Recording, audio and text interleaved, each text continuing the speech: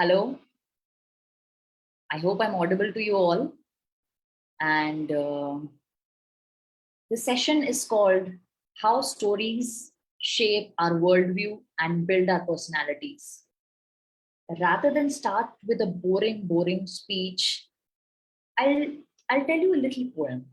It's my own poem, so don't have high expectations from the poem, but it's a little poem.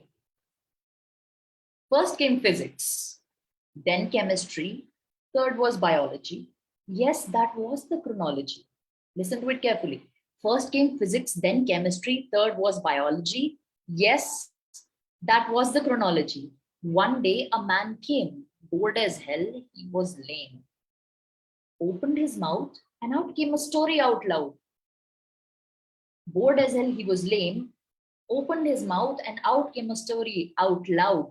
God laughed. Ha! I'm proud. So, so how the universe began and how we started speaking is a story in itself. First there was nothing, then there was a big bang, then came physics, means all the physical laws came into being, then all the chemical elements started to appear, and then at the end there was biology, life forms started to appear, and after that microorganisms came, amoeba came, and then the different creatures started coming. There were dinosaurs, and then when there were humans, we started making the language, and when there was language, there was story, and having a story finally led to the world as we know today. There is a quote by Einstein. It says, Einstein is said to have quoted this. He said, and as you all know, Einstein is a very noted scientist, and he was credited with bringing one of the biggest and most important theories of our time, theory of relativity, which if you're students, you read about it in due time. So he said about education, if you want your kids to be intelligent, read them fairy tales. If you want them to be more intelligent, read them more fairy tales. So imagine the biggest scientist of the 20th century saying something about fairy tales. Not science, fairy tales. So what does this tell you about stories? Why are they just entertaining anecdotes that we tell each other from day to day? How do we interact with stories on a day-to-day basis? If you really look at it, they are kind of the lowest common denominator. I mean, they are common to every one of us. And when I say they are common to every one of us, I mean that all professions, leading from doctors to scientists to businessmen to storytellers to actors to officers to policemen, any profession and work or line of work you can think under the sun, everything and all they have in common is telling stories. Which means that if you put two scientists in a room, if you put two policemen in a room, if you put two storytellers in a room, yeah, they may be talking about scientific facts and they may be closing business deals if they're a businessman. But before jumping to any of the facts, they will share what is happening in their area or what happened to them. Maybe the businessman shares that how did he close the deal today? Scientist shares about how did he come upon the latest discovery or the latest piece of research he's going to ponder upon. So story really is the lowest common denominator.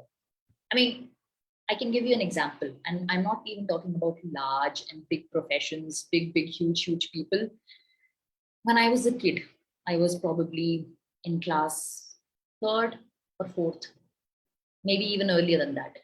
When I used to go to school, my father used to pick me up on my way back, and on his way back with me in the car, he used to ask me, so Tarini, what happened in school today?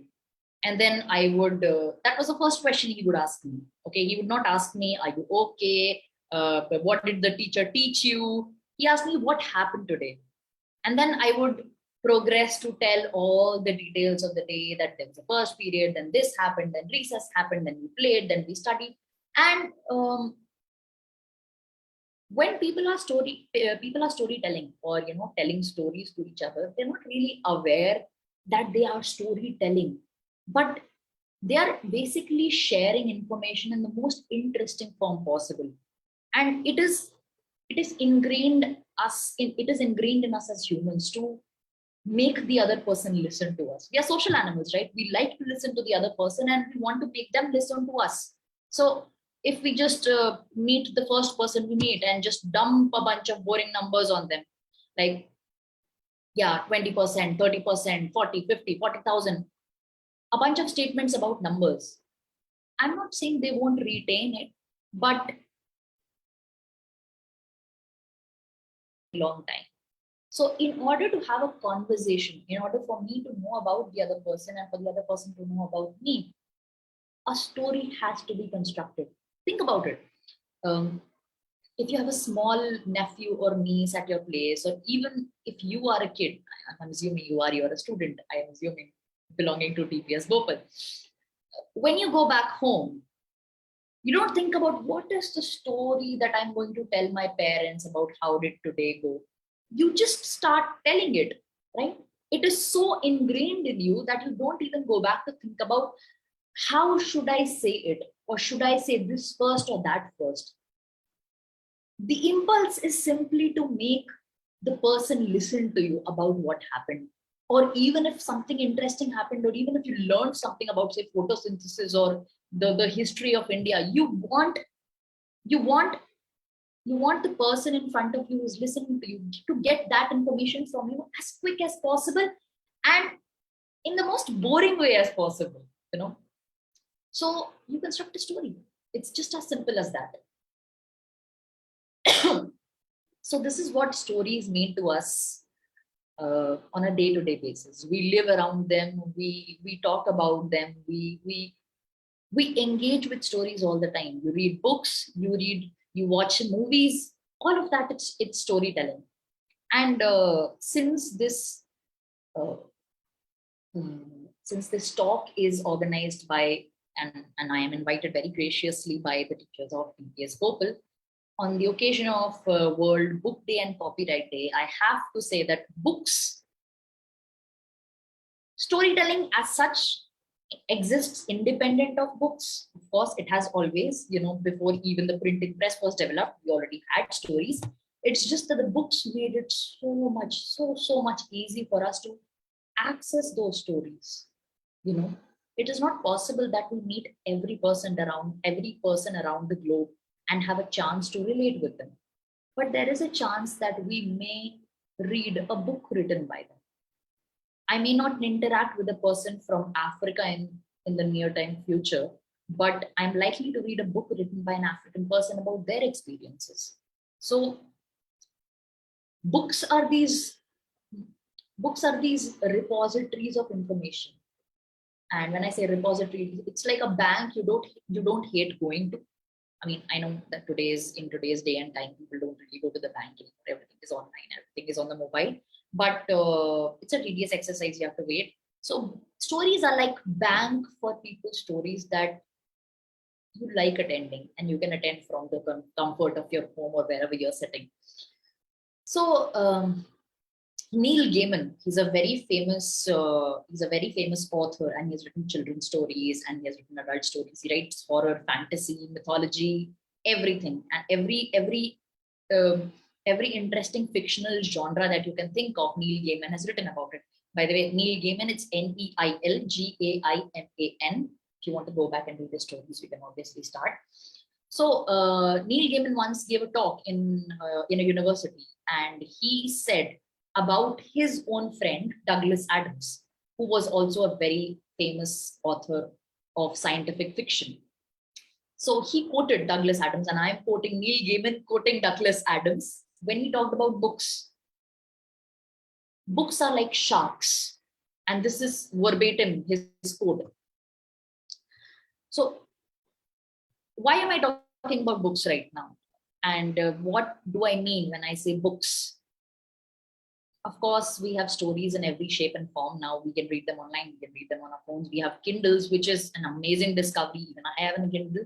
But uh, the coming of e-reading and e-readers, does that mean that books are no longer? Just wait a moment.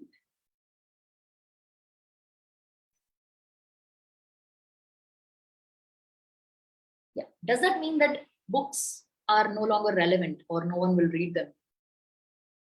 Not really, because books are like sharks, and you'll get the analogy in a second. Neil Gaiman says that Douglas Adams said to him that books are like sharks, because sharks have been around for a very, very long time. There were sharks before there were dinosaurs, and the reason sharks are still in the ocean is that nothing is better at being a shark than a shark. It means nothing can replace books, because books are the best at being books. I know that's circular logic, but look at a book. A book is the right size to be a book. They are solar powered. I mean, that's a little joke, because they don't need any electricity. They don't need to be charged. They are always there. If you drop them, they still keep on being a book. They don't shatter. They're not electronic. You can find your place in microseconds. Books are really good at being books, and no matter what happens, books will survive. And he was right. So, when I say that books are important, I don't just mean that. I don't just mean that books are important because they are books. Books are important because they contain stories from millions and millions and millions of years ago, from people who we don't know. But there's a magic that happens when you pick up a book. What is that magic? The magic is not very apparent when you start reading a book, but it's the cheapest form of travel. I'm sure many people have said this over and over in history, that you never feel alone if you are reading a book. And from time to time, when we grow older, when when we start knowing stuff, learning stuff, making friends, inevitably, without even wanting to, sometimes we are left alone. It may be because of different reasons, because people are hanging out without us knowing it, because we are being excluded. It happens in school all the time. But the best part about having a book and reading something is that you're never really alone. It's like the characters on the page, the people on the page come out of the page and start living all around you. They are more real than sometimes even the people that you know and talk to.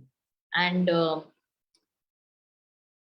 that transformation of something on a page to something in your brain is nothing short of magic. Now, when talking about stories, do we all tell the same stories? Like, for example, me in front of you right now, do I tell the same stories as perhaps one of you who is an 8-year-old boy, a 10-year-old girl, a 15-year-old teenager, a 40-year-old man? Do they all tell the same stories and in the same way? Not quite, but they do tell stories. The way how storytelling progresses is that when you're a toddler, of course, if you're not a toddler, of course, if you're a toddler, you'll not be listening to this. But if you remember something about your childhood, you'll know that when you're a toddler, you tell stories like a change of events. I have a nephew. When he comes to me and he tells me a story, it's like, Acha, so today I was standing in the terrace, then I saw a frog, the frog was eating, then the frog was jumping, and the frog was still. So there is always and then, and then, and then. So toddlers and kids, when they tell stories, they really notice change. And that is what is there in their stories. Because when you're a kid, you're trying to make sense of the world. There's so many different things that are coming at you at the same time, and you don't really know yourself because you're small, you are dependent on the elders. So what you notice is change. When something changes from stationary to moving, when something changes from happy to sad, when something changes from angry to happy, so they notice change. And their stories are all event based, that and then this happened, and then that happened. When from a toddler you start growing up, you become a teenager. I hope there are some teenagers in the audience, or there are teenagers who will listen to this later. But when you become a teenager, you start understanding the world. Not quite, but you start understanding yourself, you start having feelings, emotions, and you start interacting with people around you, your parents, your friends, you start making friends, you're socializing. So in a very short way of describing it would be that you start developing your ego, which is not a bad thing. Ego is your sense of self. You are developing who you are, your unique personality, which is the topic of our discussion. But because we are developing the personality, we are very susceptible to uh, we are very susceptible to changes around us, and we are very reactive.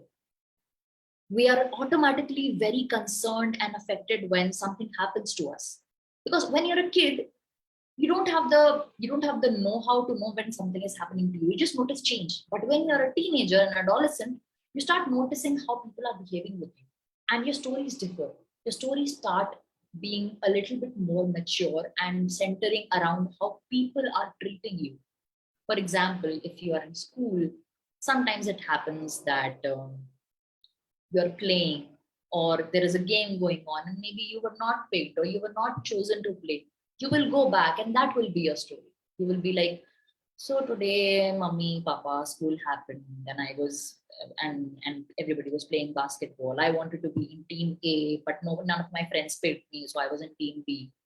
So you start you start you start learning the emotions of being hurt, of being sad, of being left out. So your stories now contain not just event happening, but how you feel about those events.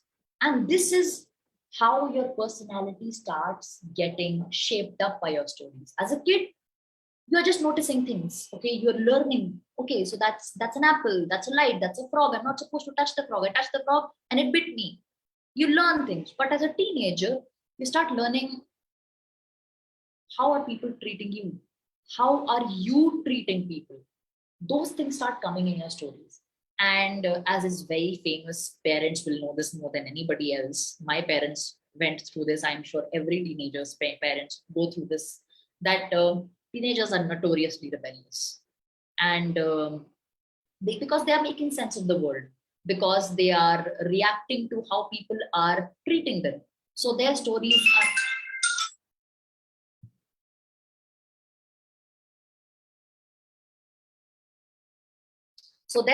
are, centering around how everything is unfair, how the world is just so bad and nobody likes me, nobody wants to talk to me. Or it's, oh my God, I won a game today. Oh my God, at the party, I made a whole bunch of friends. So it's either happy or sad because you're feeling so many emotions. And that's the start of mature storytelling, recognizing your emotions and integrating them into your stories. Then as you go from your teenage years to your adult years, again an interesting change takes place. You develop this funny little thing called empathy. Now what is empathy? Empathy is when you try to feel what the other person is going through other than yourself, and that's how you increase and widen your network with them, because you start empathizing, right? And how does that empathy come? That empathy does not come, that empathy is not, it's not ingrained in us. We learn it. We learn it when we read stories about people who are so much different than us.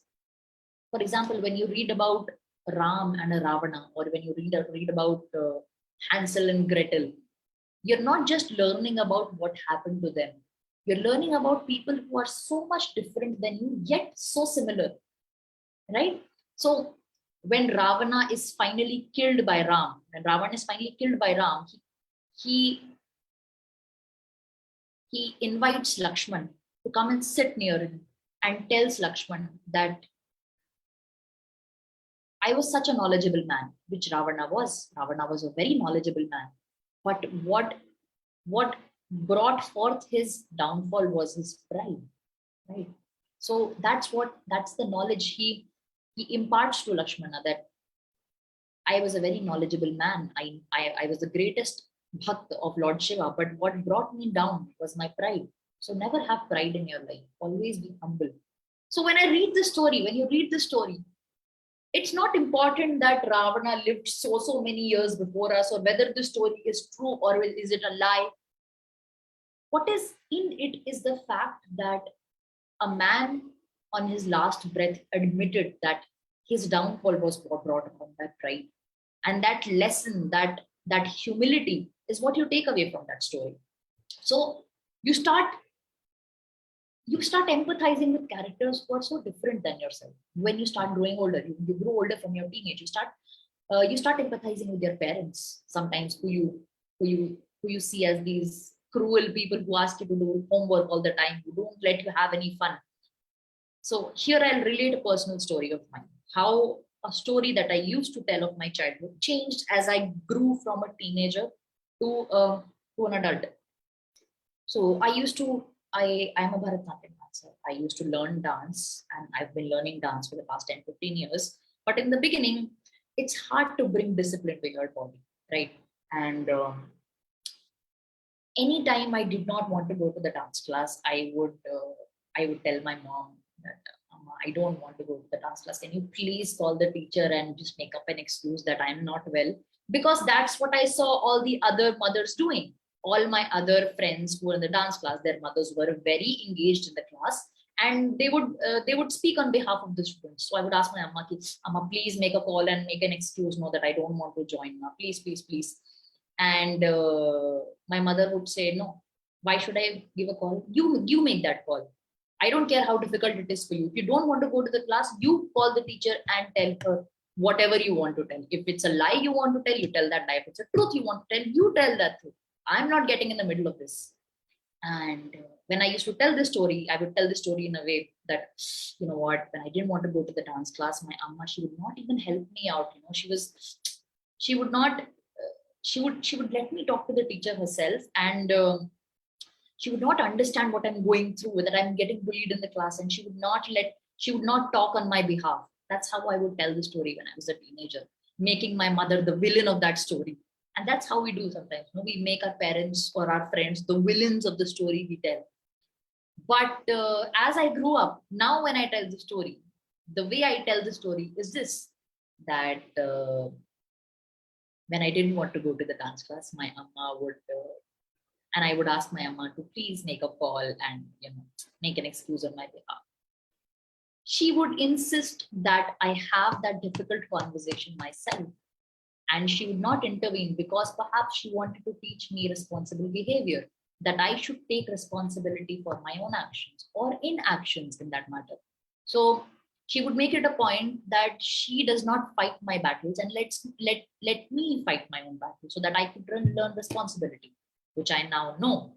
So how did this telling of my story change from my teenage telling to my adult telling? Simply a matter of fact that I developed empathy for my mother.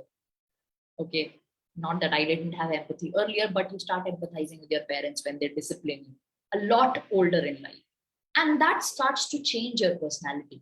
That starts to build you up. For example, imagine how you will tell a story. Suppose there are two ways of telling one story. For example, you were walking to school today. I don't know if anybody walks to school anymore. I don't know how, if those days are there anymore. But you were walking to school today, and you were walking not on the footpath but on the road. And there was a banana peel, and you stepped on it and you fell. And there were some of your friends around you, and they laughed at you. You're all hurt. Your knee is scraped. You go back home and you tell your parents, you know what, something so terrible happened today. I went to school and I slept. I slipped on a banana peel, and everybody started laughing at me. Now that is one way of telling a story. It's like I had the worst day. I fell on the banana peel, and I don't want to walk to school anymore. Buy me a bicycle, okay, so that I don't fall into these things. Now that's one way of telling a story, okay. And we do use this method when we are kids. Something hurt us, we go back. Please, please help me out that I'm hurt. Now there's another way of telling the story. I was walking to school. There was a banana peel. I did not see it. I was so I was so distracted by the sounds on the road that my sight was not on the road, and I fell down. Then I realized, oh no, I should have walked on the sidewalk, on the footpath rather than on the road. From tomorrow on, I'll walk on the footpath. Some people laughed at me, but at least they were not, at least they did not fall down like me. I fell down, but it's okay. I'll walk on the footpath from tomorrow on. That's another way of telling a story. You see how the way you told the story changed your mood. In the first case, you were all angry and complaining that something bad happened to me. Okay, make me feel better. But in the second case, you learned the lesson and picked yourself up just because of the story you told yourself and the other people. Always remember that when you're telling a story to someone, you're also telling it to yourself.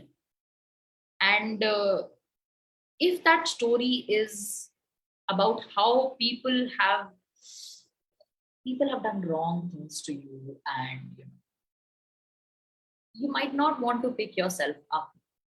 You might want to still sit there and complain, and that will be your story.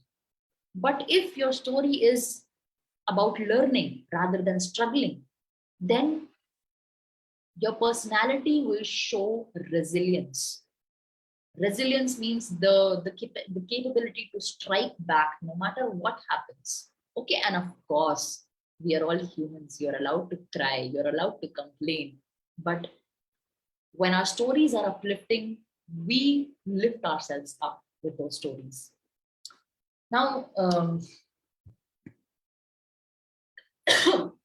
now that does not mean that the books or stories, having said all of this, it does not at all mean that the stories you should tell should always be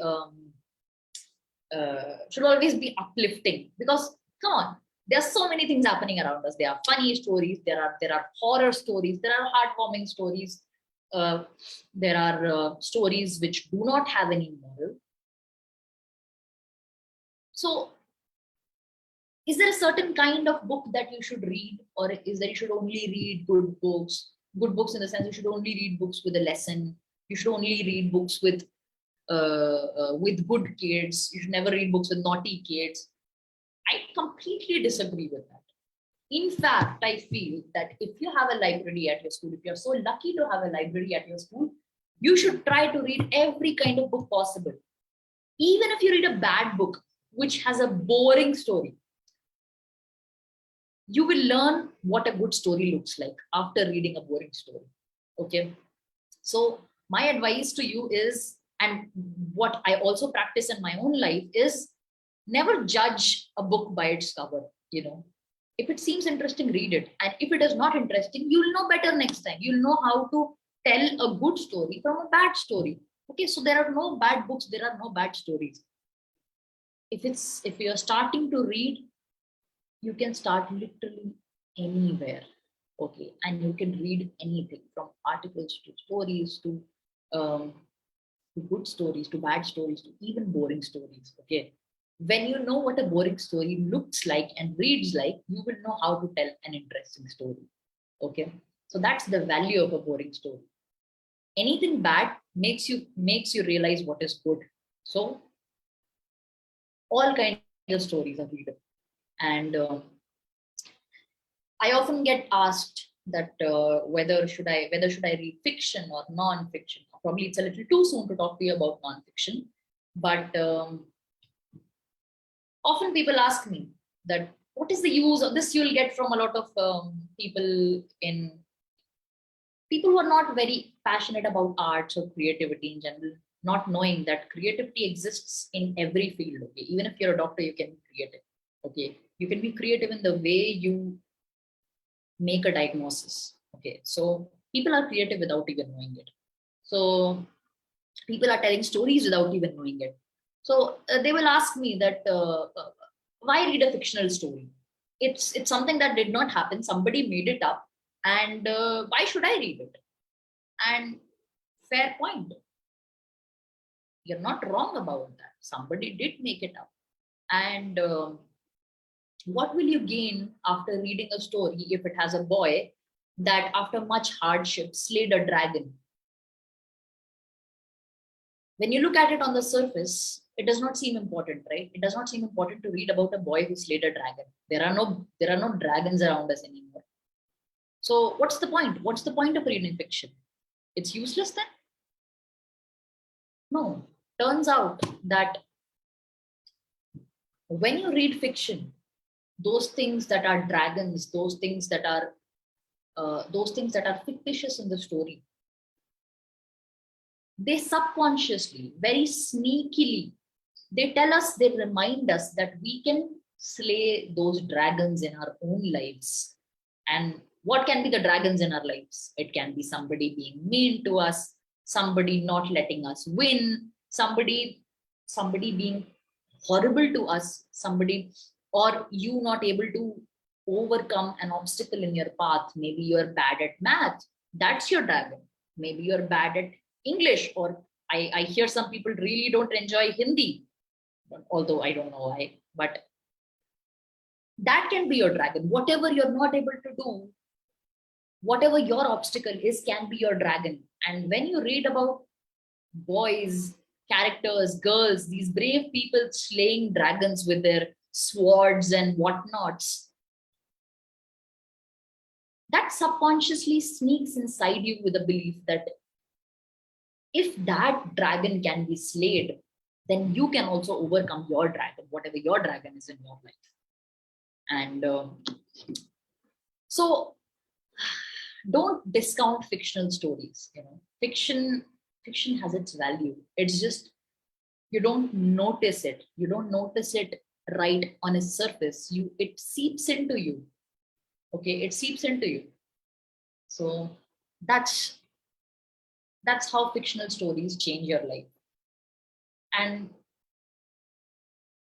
now I'll go about explaining and talking about what do stories bring to the table?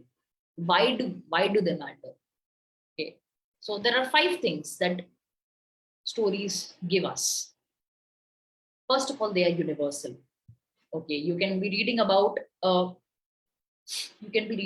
something that happened maybe 500 years before today, and reading about that character will make you realize that people were not so different than they are now. Maybe they had less technology, maybe they had less luxuries, but they pretty much behaved in the same way as we do.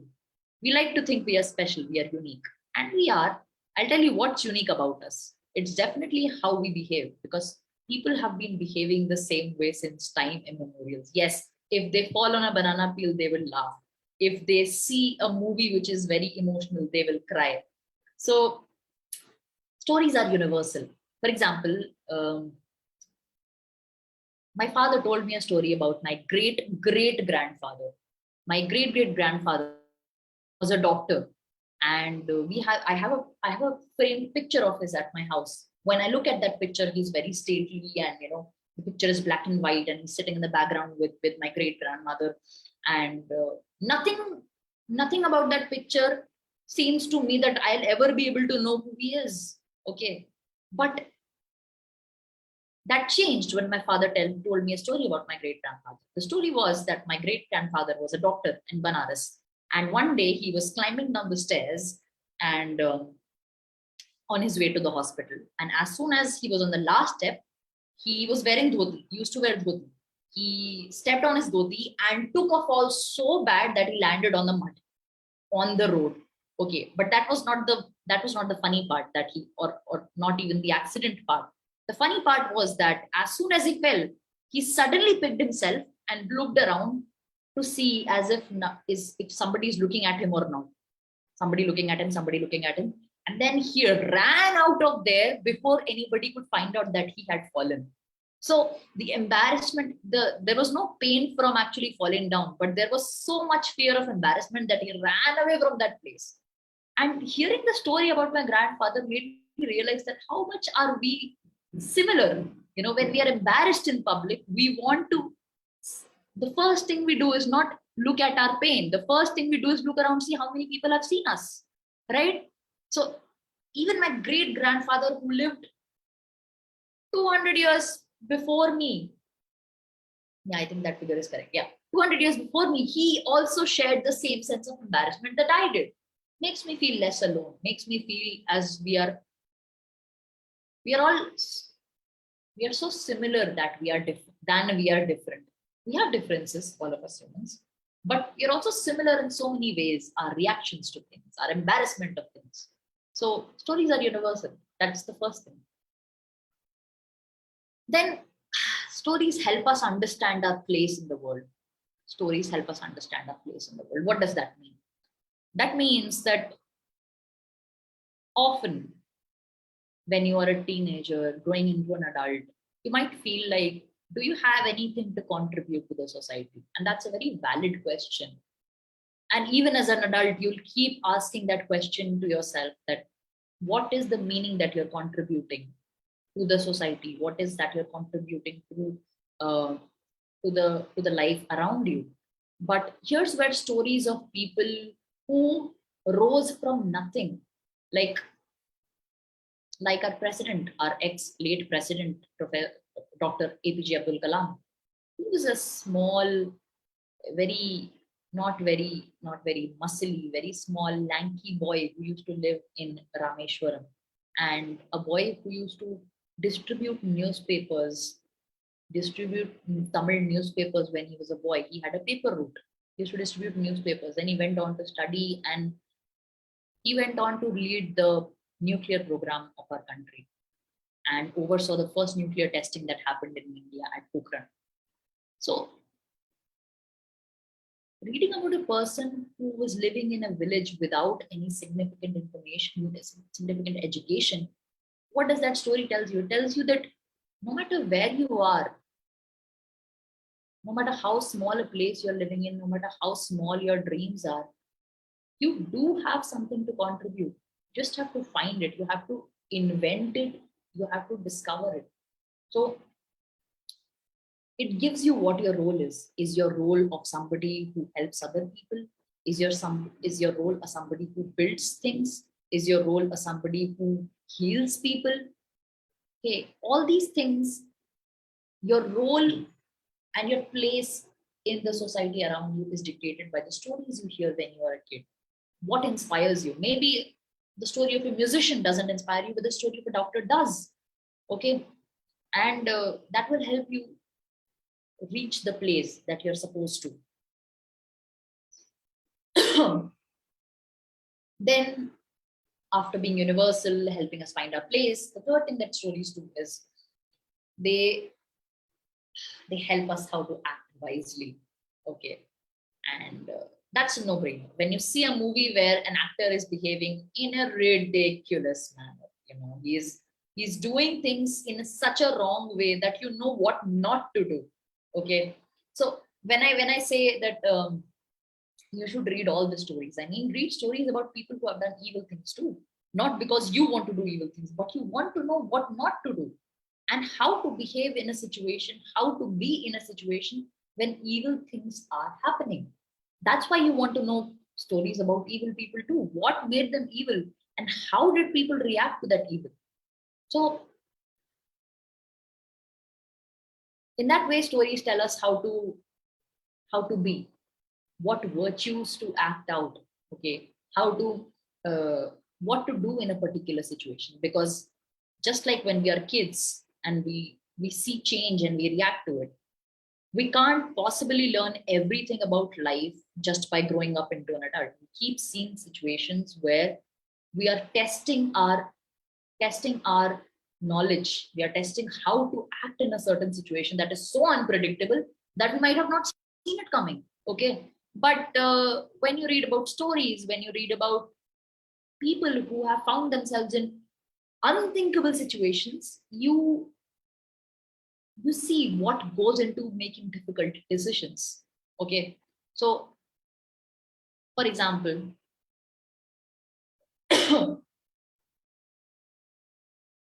example, if you hear a story about a doctor who tried so hard to save a patient, who tried so hard, so hard to save a patient, but at the end, the patient did not live. And the doctor then had to go ahead and tell the patient's relatives who had been waiting patiently for a week that the patient is not alive anymore. Okay. Then how did the doctor, whose first patient it was, went on to then reveal to the relatives that the patient that they were waiting for eagerly for a week is now dead? How how does the doctor in that situation handle that? What does this story about this particular doctor will tell? It will tell you how to handle a situation, how to act in a situation where people around you are inconsolable. They are sad. You don't know what to say, and you don't know how to behave. What should you do? Should you just tell facts and go away, or should you be kind? You'll know that when you know stories about people who have acted and behaved courageously in difficult situations. So that's the value of a good story. It tells you how to be. Then, like I told you about how similar stories make us feel. What is so what stories make us feel unique about ourselves? Yes, we are very similar, but sometimes we are very unique too. How are we unique? Are the events that are happening day to day to us unique? No, everybody gets up, brushes their teeth, and takes a bath, goes to school or goes to the office, wherever they work, and then come back, eat lunch. These events happens to everybody, but what makes their story different is their perspective. What is perspective? Perspective is how you see things, right? How you see things. And I have a very funny little example here.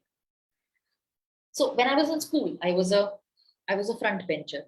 Maybe I was maybe I had naughty thoughts, but I still was a first bencher in the sense that I used to be seated in the first bench and listen to the teacher carefully. And then when I used to go back home, I would tell my father that, okay, fine, today I read about photosynthesis, then I read about the Quit India movement and whatnot. Okay, so that was my experience of the class. That was my story of what the day was like. Now imagine there is a backbencher. Okay, there is a naughty kid who's sitting in the back, who's smart, or maybe not, does not matter, but he's not able to pay attention to the class. He or she is not able to pay attention to the class. They are constantly distracted by what's happening outside the window. They're attracted by maybe a new insect that is crawling on the windowsill. They're attracted by a new bird they see outside the window on a tree. And then they're looking at this one. Their nose is suddenly tingling from this one person who has just opened his or her tiffin box and they have brought Maggie today. You know how popular Maggie was in our school days. So he goes back, and what does he tell his parents? He tells his parents that, okay, I was sitting in the class and this boy, he offered me his Maggie. Then I saw this bird outside the window who was sitting on that tree for probably half an hour. And then I discovered this insect that I then brought into a paper, and see, I brought it home. So the same day happened for the front bencher and the back bencher. Okay, the same day happened for me. The same day happened for the guy. Let's call him Murli. The same day happened for Murli, who was sitting at the back bench. But his perspective, or what he seems to find important around him, changed his story so much. It made it interesting in its own way.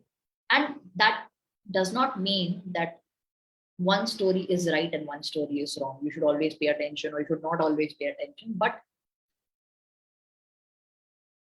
what makes us unique is how we see things. The way I saw the class was very different than how Murali saw the class. Okay. So that his story was a unique one, and my story was a differently unique one. So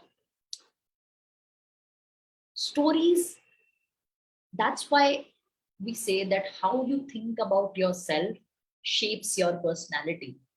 How you look at situations.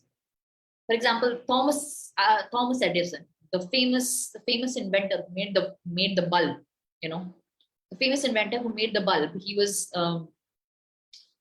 He famously said this one thing, that, and before he invented the bulb, there were 10,000 experiments that he did that failed. Okay, he did not make the bulb in those first 10,000 times. In the 10,000 first experiment, he made the bulb. The one way he could have described is that I failed. Maybe after 100th time, he could have said, I failed. I don't know how to make a bulb. I don't want to try anymore. That's it. Okay, it's probably not my cup of tea. But no, what he said was very different. What he said was, I have not failed 10,000 times. I have successfully found 10,000 ways that will not work. That's a change of way you tell the story that makes you resilient, that makes you strike back. It means that when you fail multiple times, one way is that I have failed. I don't have what it takes anymore. Okay, this is my story. I'm a failure.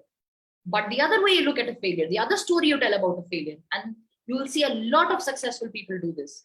They don't consider their failures as failures.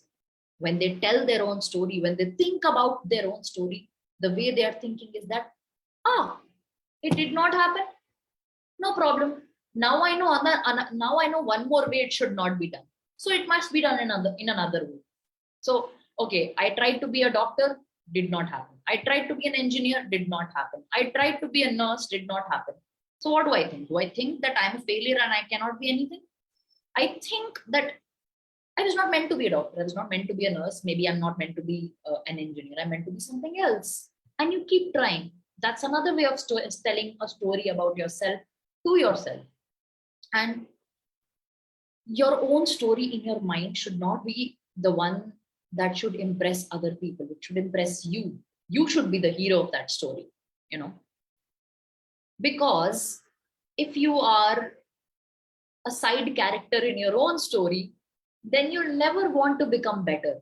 If you're a hero, you'll not always be winning. But if you are losing, it will be a step to winning.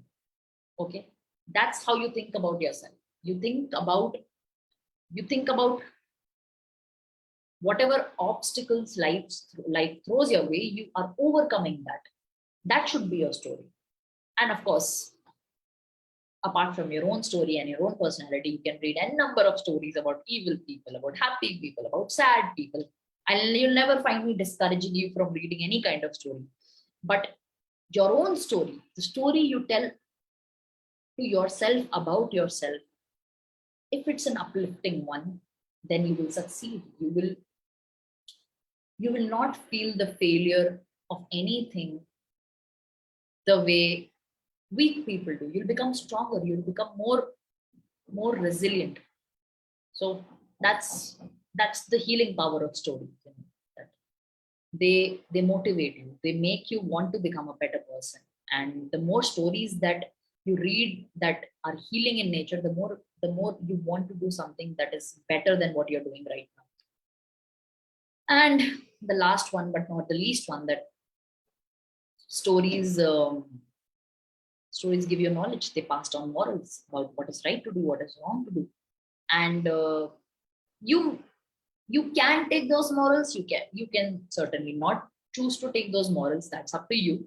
That's your free will. You can choose to behave in a good way, you can choose to behave in a bad way. But you alone will reap the consequences. And when you know a story where something good led to something good and something bad led to something bad, you will know how to behave in a certain situation, and what how to be morally good in a situation.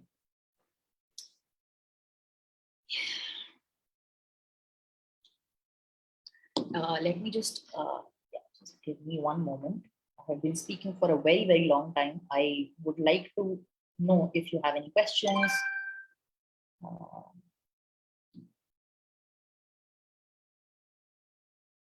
okay.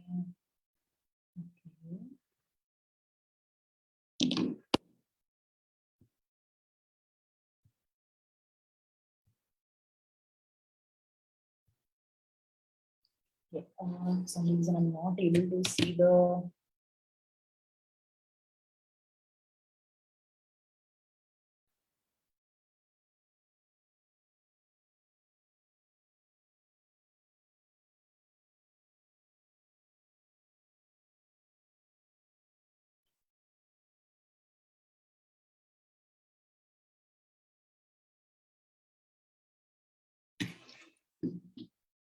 Okay.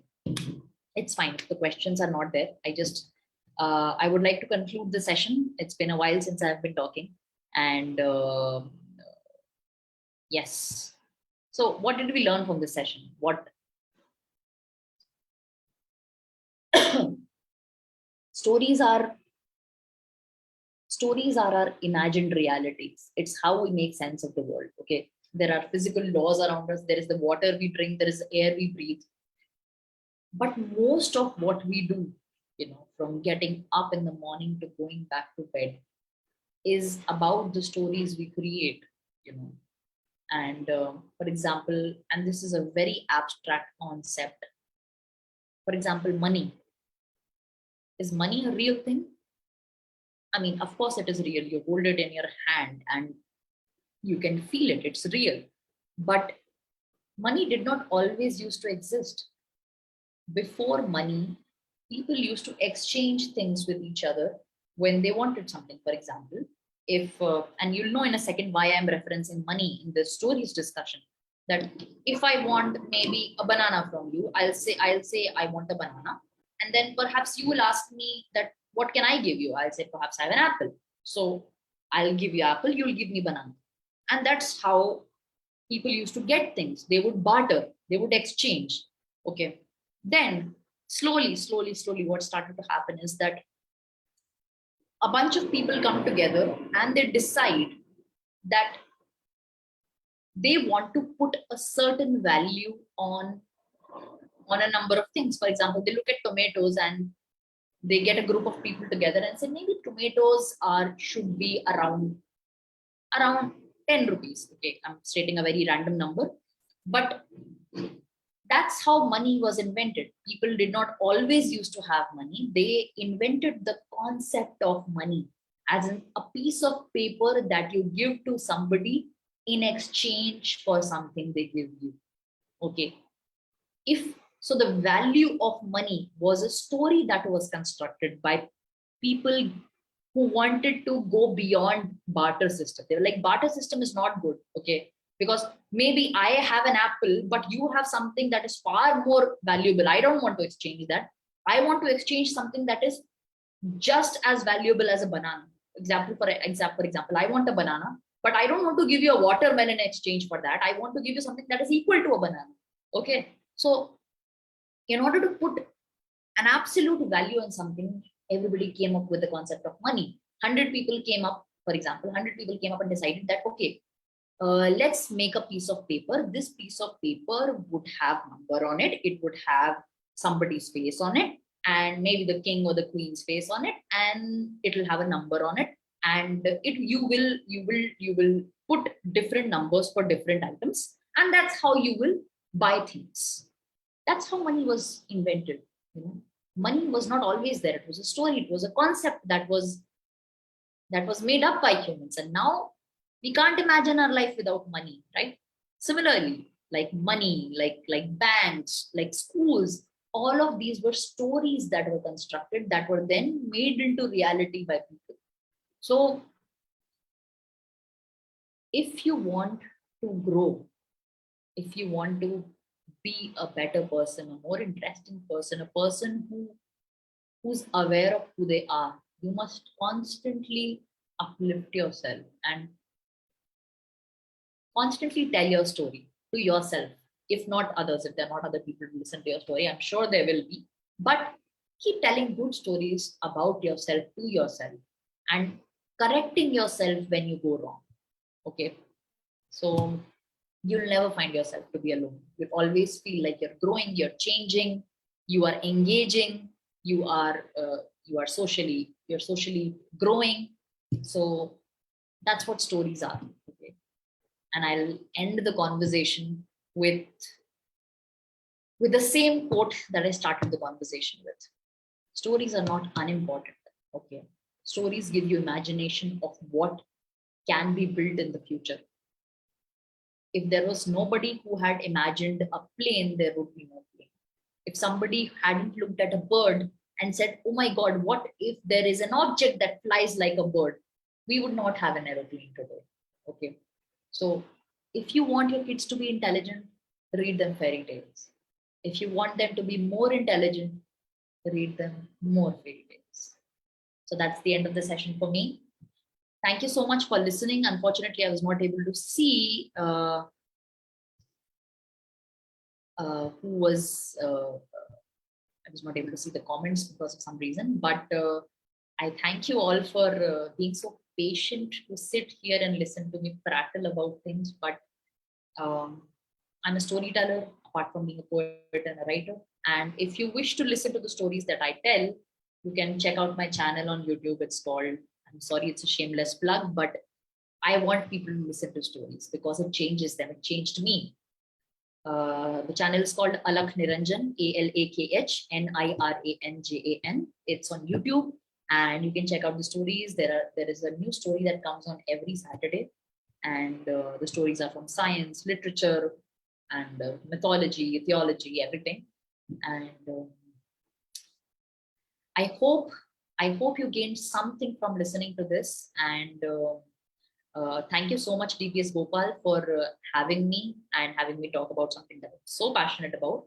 And keep reading, keep learning, keep growing. Have a good day. Thank you.